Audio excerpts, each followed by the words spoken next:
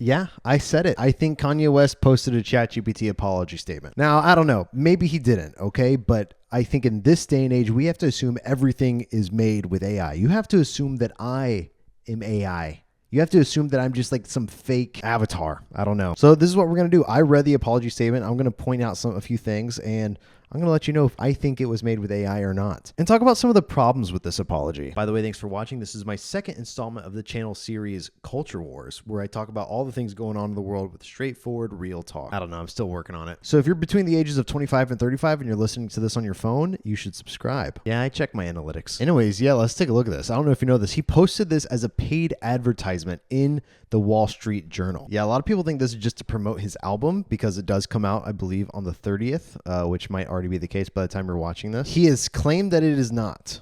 So do we take his word for it? I'm not sure. I think overall what we have to understand with Kanye West is I think he is bipolar. I think what this statement is, this is true. I don't know if you've seen the Yeezus documentary, but you can see what he was like before all the fame and specifically before his car accident. And he is different. And he's different now. Like, he's very different. And so I think we have to kind of take this with a grain of salt. I was a little bit more in the vibe of the person who was really hoping that he had kind of turned a corner when he started making Christian music. Like when he was claiming Jesus and like hearing him talk about how Jesus changed his life, like you could hear it in his voice. You could hear like how he was speaking, and it wasn't fake. Obviously, it has taken a crazy turn in the last 4 or 5 years since that happened. Yeah, I think the one thing in this apology statement that really stands out to me is the amount of dashes in this. I don't know if you noticed, but even within the first sentence there or second sentence, there's a dash, a little dash, a lot of dashes. And I think we can all agree that's kind of a huge trigger to find out, like, is AI writing this? Because humans don't do that. I don't know. We could potentially argue that he wrote this and then he had someone spice it up. But I guess what we're trying to get to the bottom of this in this video is like, did he input things into ChatGPT and have ChatGPT write the official statement? So there's a few other things that I want to check out. First off, all the dashes, right? Down at the bottom. And hopefully this will probably be on the screen. This is the cleanest I could find is what you're seeing, because it was really hard to find this. Everyone else was using like really cruddy screenshots. So I don't even know if this is real. A few things he addresses is apologizing about being anti-Semitic.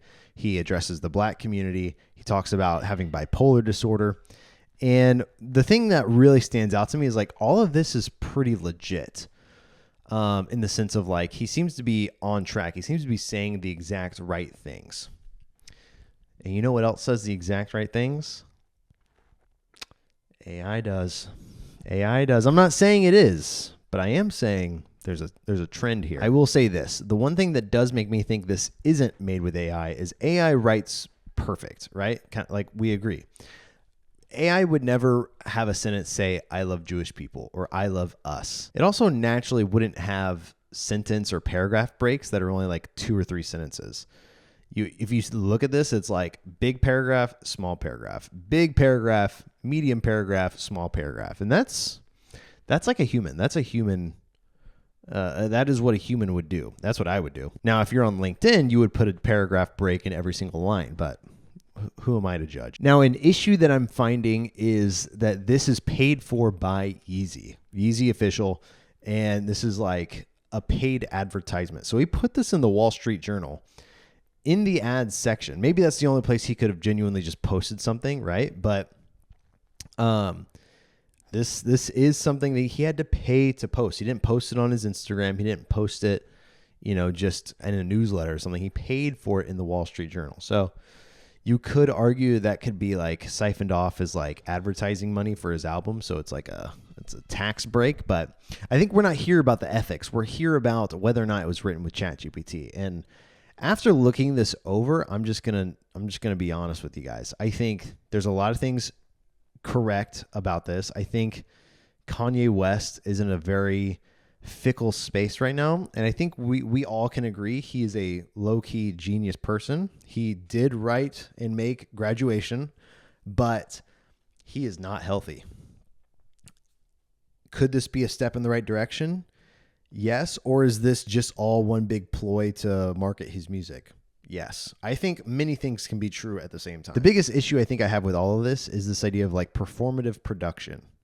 That's kind of a word I came up with. I don't even know if it's real, but it's kind of this concept of putting your life on display and kind of being the jester to the masses, to the public, to keep them talking so that you can live, so that you can make a living doing what you love. And I think there's a difference between that and like making entertainment, right? There's a difference between just performing to keep people talking versus making good stuff. And I think Kanye used to live in a world where he would make good stuff. He would make art, and that people would naturally talk about it. And it wasn't talking about Kanye, it was talking about Kanye's music. And where he's at now is he kind of lives in the space where he has to make people talk about him in order to sell his music, in order to sell his fashion. Which, who do you think does that the best? The Kardashians. They get you to talk about their personal lives so that way you're interested in what they're doing professionally. So is it interesting that he started doing that more from my vantage point once he got married to Kim Kardashian? That's all I'm going to say. But let's wrap this up. Is this made with AI? I think the honest to goodness truth, I think he wrote this. I think he either personally wrote a version of this and then had a professional copywriter take a look at it. And I think this is way too important for him to have ChatGPT do it. So yeah, thanks for watching. Hope you enjoyed this fun little mind experiment that I had, and I'm looking forward to seeing you soon. Thanks. Bye.